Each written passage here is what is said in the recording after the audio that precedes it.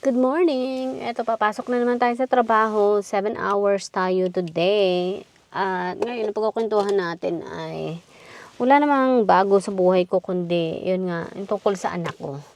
Hanggang ngayon ay hindi pa rin siya makahanap ng trabaho dito sa area namin. Sobrang hirap makahanap ng trabaho dito sa amin para sa kanya. Dahil ang hinahanap is puro journeyman, walang apprentice. And then kahit apprentice pa, ang gusto ay merong, anong tawag doon, experience. Paano nga siya magkaka-experience? Kalalabas lang niya sa school.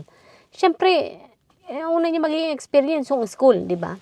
Sabi, kailangan daw 3 years experience mula sa trabaho ng ganito ganyan. Oh my God. Kaya sabi ko, my God, wala tayong ibang choice. Kaya ilang gabi akong laging puyat sa kahanap ng mga solusyon na dapat kong gawin or kailangan kong gawin. Siyempre, hindi pa alam dapat gawin. Kaya, yun, ako na lang muna yung nag-iisip para sa kanya. Nagpaplano para sa kanya. Sabi ko, sige, ganito na lang.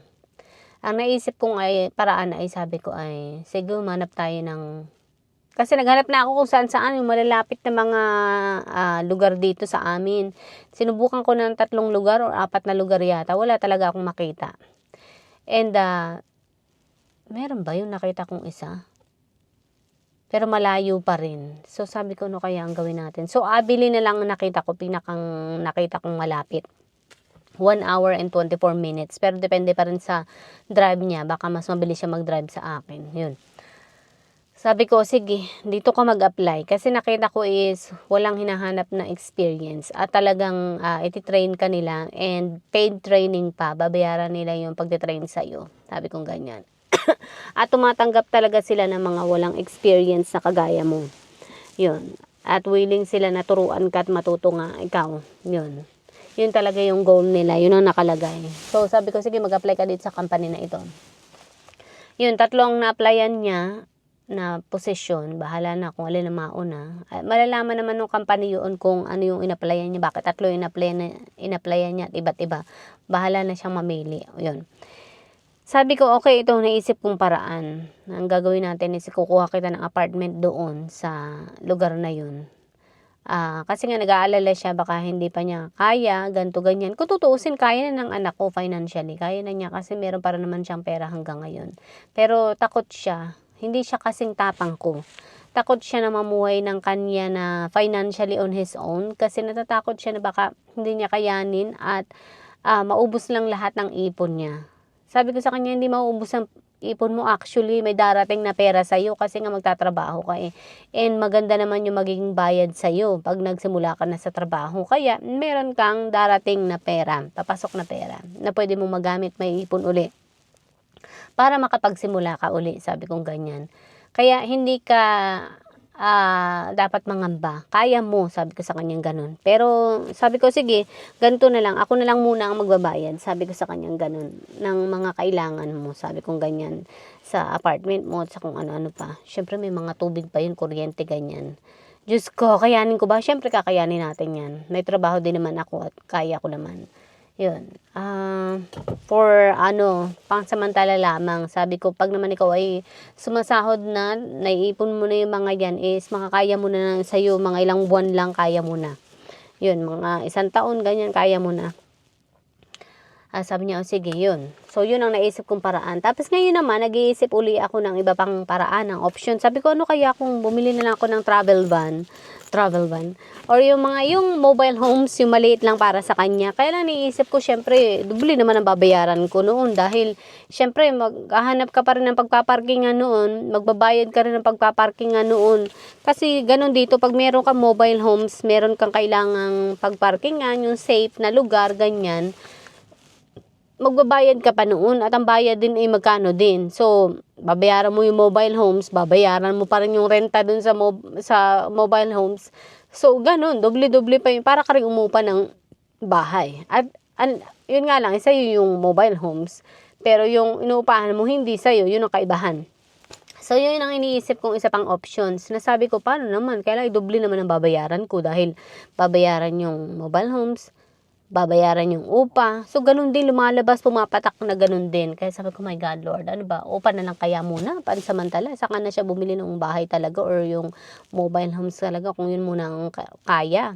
Pero, We'll see kung alin ang mauna. Kasi hanggang ngayon, meron ng mga tumawag na company kagabi, merong nag-contact, sabi hindi daw siya natanggap. Ayun, kasi meron na silang ibang natanggap. So, meron pang 2 company na iniintay. And I'm sure ganun din siguro ang sasabihin nila. Pero malabo pang asahan yun kasi parang mga, walang isasalita yung mga yun. Hindi talaga natawag. So, sabi ko, bahala na. Yun na lang abilin. So, ang iba pang options na naisip ko is sabi ko, kayo mag-hotel na lang muna. Kaya lang kung mag-hotel naman kami araw-araw. Tapos ang bayad ay $70. Kung siya yung makaisang buwan doon, edi nasa 2,000 plus din.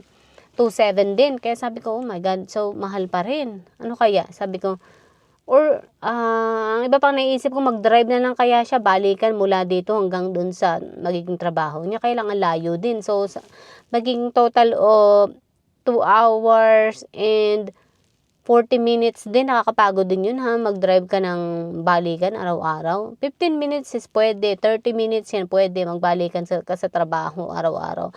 Pero yung 1 hour and 24 minutes, nakakapagod yun, be. Is, yun nga kagabi, yun yung pinag-iisip ko. Ang dami ko pinag-iisip na plano. Sabi ko, kaya ako magpalit na lang ng karir. Kaya lang sayang naman yung karir niya ngayon, di ba? Sayang yung mga nagastos, sayang yung mga taon na pinag-aralan, sayang yung mga panahon na pinasok niya sa school, yung pera na pinasok niya sa school. Pero hindi naman actually masasayang kasi magagamit pa rin naman yan kung sakaling yun pa rin ang karir na gusto niya.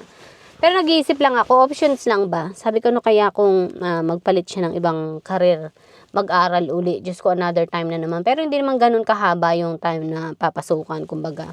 Yun ang isa pang naiisip ko. Pero sabi ko is, at least, medyo parang mas mura yun kung yun ang gagawin ko, kung mag-aaral uli siya. Mas mura yung gagastusin ko kaysa lumipat siya. Yun.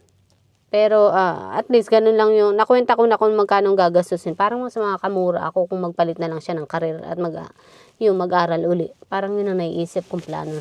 Yun, naisa pang plano. Niko, Lord help me. Medyo na anuhan ako dito sa nangyayari sa buhay ng anak ko. Pero yun nga, naisip ko pa rin na nanghihinayang pa rin ako dun nga sa pinag-aralan niya kung basta na lang bibitawan yun, di ba? Parang naman kami nagningas ko ganoon. Pero ganun talaga ang life minsan, di ba? Kapag walang magandang opportunity sa iyo, di yung ibang opportunity ang papasukan mo, di ba? So, yun ang naiisip ko. So, sana is ganda sana kung dito nga siya makahanap ng trabaho para hindi na niya kailangang umalis. Kaya lang or hindi na niya kailangang lumayo sa amin. Diba? Kasi gusto niya nga mas malapit sa amin. Tumira mas malapit sa amin. Yun ang gusto niya. Kaya lang sabi ko, walang magagawa kasi walang opportunity dito sa malapit na sa amin. Sabi ko sa kanyang ganun. Marami ditong trabaho. Pero ibang trabaho, hindi yung tungkol sa field na gusto niya. Yun. Anyway, pasok na tayo ngayon dahil, anong oras na? Well, meron pa naman 8:06. Right? Bye!